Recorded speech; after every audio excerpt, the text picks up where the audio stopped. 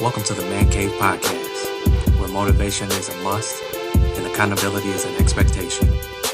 Real men, real experiences, and real talk. The mission is clear: to become better versions of themselves. Let's go!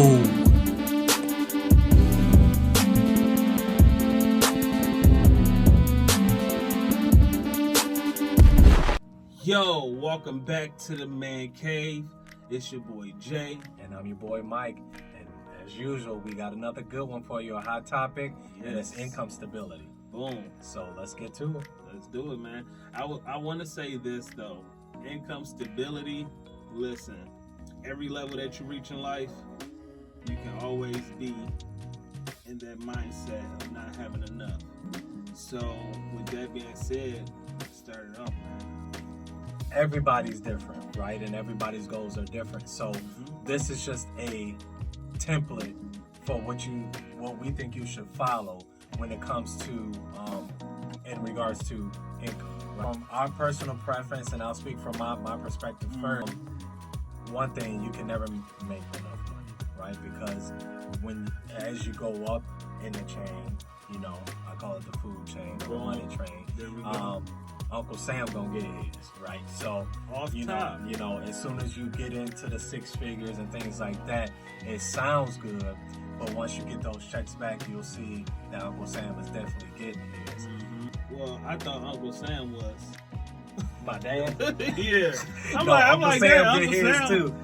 Dang, I'm like, damn, how Uncle Sam taking my money? You know what I'm saying? No, taxes, Boom, the there you feds, go. they get theirs, so, and another thing with that comes along with the more money you get, the more things you can obtain, the more that you want. It becomes a materialistic thing too, so you have to watch yourself. Yes. But from my experience, I've always wanted to reach a certain level, but it comes along with budgeting too. Right. And it's like, okay, what are my dreams, and what do I need to sustain and obtain my dreams when it comes to speaking from the financial part. Jay, what you think about it? I mean, I'm gonna just break it down to you like this. Starting off, I had a decent job or whatnot. I'm not gonna talk about how much I was getting paid, but I thought it was a decent amount. And then another job was right around the corner, and I was like, wow, so if I get this job, I'm gonna be set. You know what I'm saying? I was like, I'm gonna be set. Right. I'm not gonna have a care in the world. Right. And then so when I get that job or whatnot, I got the job, and what ended up happening was I wanted more. I wanted to acquire more materialistic things or whatnot. I'm not saying that's a bad thing, but my money management was kind of out of whack. You got to remain that same person when you're elevating in life, because you have to know your core values coming to financial stability. People can have financial issues and they're making six figures a year. You're right. You know what I'm saying? Yep. They could be millionaires and they can have Still financial issues or whatever. Right. The thing is right. when you get the money, save some money. Set money to the side, you know what I'm saying? For a rainy day or whatnot. Invest a certain amount, save a certain amount, spend a certain amount. How do you view that situation as far as saving, spending, and setting a certain amount to the side for a rainy day type situation? So what Jay is talking about is money management, right? So you have to have great money management skills and be able to budget. I think those are very important key attributes to a responsible person. Just like Jay said, a millionaire can be broke, because as much money's coming in, he might have double going out, paying bills and debt and things like that. So you want to be responsible. And those are things I learned along the way, right? So I can just throw out some numbers, but like my first job after college, I was making like $30,000, right? And by no means is this a knock to anybody else, right? Because if you got a job, you got an honest job, you working a 9 to 5. There's nothing lame about it. You putting your work in wherever you are, whether it's at a shoe store, a fast food restaurant, or you're in a corporate 500 place. You're doing your thing, right? So, but back to my story, I was making about $30,000 a year. When I finally got that job, I was like, oh my God, this is the most money I've made at a job before. I'm going to be set, just like you, right? But a couple months after, I'm like, I want more. you know, and it's just that hunger, and just it's human nature to always want more and never be satisfied. Exactly. And to move up the chain of life. So, but with that, what I've learned, and I made mistakes along the way, right? So I thought because I was making more money every trip or every promotion I got something that was more expensive as far as a car. I purchased more shoes and things like that. I had poor money management skills at the beginning, you know, and what I've learned throughout life is no matter how high you get as far as income, you always want to still live like the job before or 2 jobs before and keep that budget around the same, so you're saving more, not spending. And that's the main thing, saving, because you never know when that job is going to let you go. You know what I'm saying? So one thing about it is we talk about generational wealth or whatever. How can we acquire that? Well, one thing is start your own business. You know what I'm saying? Do something that's going to bring in that money every month. You know what I'm saying? That residual income. You know what I'm saying? To the point where you don't have to lift the finger. You might have to lift a couple fingers and whatnot, but it's not actual work to where you have to actually go in, punch a clock, and stay there for 8 hours a day or whatnot. You know what I'm saying? So that's what we're trying to do, and we want to kind of switch our mindset over to that aspect of life. So, you know, becoming your own boss and making a business out of whatever you love to do, and then at that point in time, it's not work because it's what you love to do. You know, but just not only is something that you love to do, but if your business fails, not only does your business fail, you fail. So that's the ultimate push. That's the ultimate push, and then on top of that, the people who always preyed on your down, you don't want people to prey on your downfall and it to actually come true. Right. You know what I'm saying? So you're gonna work 10 times harder. 10 times harder. And all in all, it comes down to money management. What's enough? Again, there's never enough. You know, you can never make enough money. There's always things to do. There's always new things to buy. You know, it's general wealth, like Jay was explaining.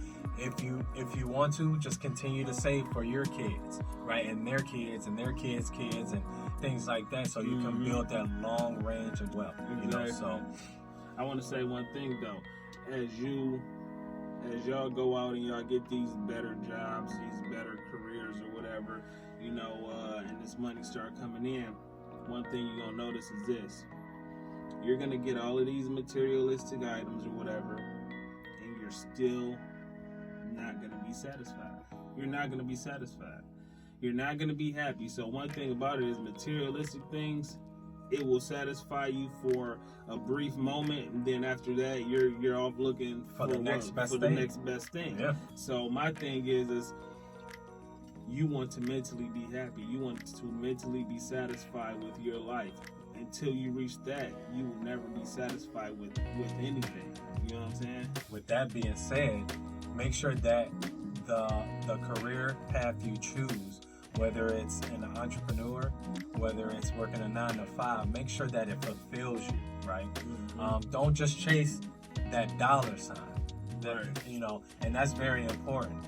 Yeah, we can get caught up in always wanting to make 6 figures and things like that, but I was working at a job where I was making maybe less than $20,000 a year, but it was the fulfillment that kept me around. You know, yes, I was younger and things like that, but it made me happy to show up to work.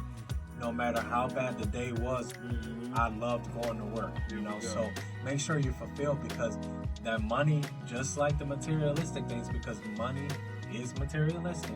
Exactly. It will only keep you happy for so much longer, and then you'll be looking around looking for the next best thing. So make sure y'all saving a certain amount. I don't want to tell you the certain percentage, but just put a certain percentage aside every month for your savings, you know, for vacation and all that other stuff. You know what I'm saying? Just have different type of accounts just set to the side or whatnot, just so when you need it, you good to go. You good to go. It's not always about spending. It's not always about, oh, it's getting hot outside. Let's go ahead and spend like $2,000 or whatever on some reckless stuff. Oh, let's go to the strip club and just throw money in it. Well, let me tell you something. It's cool. It's cool to throw money in the air, but I don't throw money away. That's not me. I don't throw money away. I like to have fun though. Yeah. Find new hobbies. You know. And I'm not knocking anyone's hustle or anything like that. I mean, everybody needs a job, but you're not gonna catch me in there, and you're not gonna catch my money. You know what I'm saying? Like, and that all comes with growth, right? So invest your money, you know, and save your money. You know, don't just go in there and blow it. Once you get a new job and you feel like, oh, this first check I received is the most money I've obtained in my life. Don't let it go to your head. Be responsible, and it's easier said than done, you know. But be responsible. We've been through this. Be responsible. Budget. Make sure that everything aligns with what your budget is at your wage. Okay. Let me say that again. At your wage. If you're out there and you're making $30,000, don't go out there and get a $70,000 car just because you were approved for it, and now you're paying $1,200 a month for your car, and you barely squeaking by on anything else. You know, make sure if you got a $30,000, if you make $30,000, what I do, I go by the 6% rule. My car cannot exceed my 6% of my monthly income, right? And I go by that, and that's with insurance and gas included. Go by that 6% rule. Be responsible. You know, we're here to teach you guys, and while I'm on that, don't forget to like, subscribe, turn those notifications on, and leave a comment down below. Let us know if you're feeling what we're talking about, because we're going to continue to give you this knowledge we have. Definitely. And we give you like 10 seconds. So you watched the basketball game? Yeah. Hey, Steph was crazy. 3 seconds. Good look, y'all. Thanks for subscribing. So, back to what we were saying, always want to be responsible. Materialistic things don't last. You know, that mindset does. And you want to kind of create and get into a habit that's kind of healthy when it comes to finances. Because once you start working and you notice that you're not saving and things start to get a little tight as far as bills, frustration sets on. You know, and you kind of want to save yourself from that frustration, because it's nothing worse, especially if you're in a relationship. There's nothing worse than stressing about finances. Yeah. That's the worst thing to stress about. I mean, I've been there before, and I have too. It was a tough time. It was like, damn, I can't sleep, I can't do this. I mean, I definitely prayed to God about it. You know what I'm saying? He definitely made a way out. But you know, He will get you out of that slump, and He don't want you to go back into that slump. You know what I'm saying? He got you out of that slump for a reason. So when you get out of whatever hole you in, just make sure you look back and you calculate like, okay, I calculated those steps. I'm not backtracking this time. You know what I'm saying? So stack the money up, set it to the side for a rainy day, and let's budget. Let's start businesses. Let's do what we can, man. Yeah, let's do what we can and continue to progress and become better. You know, let's lean on each other. Like we said, leave some comments down below. We want to interact with you guys, so continue to do what you do, and we continue to do what we do. So, you know, on that note, hey, yo, this is the Man Cave, man. Thanks for joining us this time. Sir. My name is Jay. And my name is Mike. Peace. Welcome to the Man Cave Podcast, where motivation is a must and accountability is an expectation. Real men, real experiences, and real talk. The mission is clear: to become better versions of ourselves. Let's go!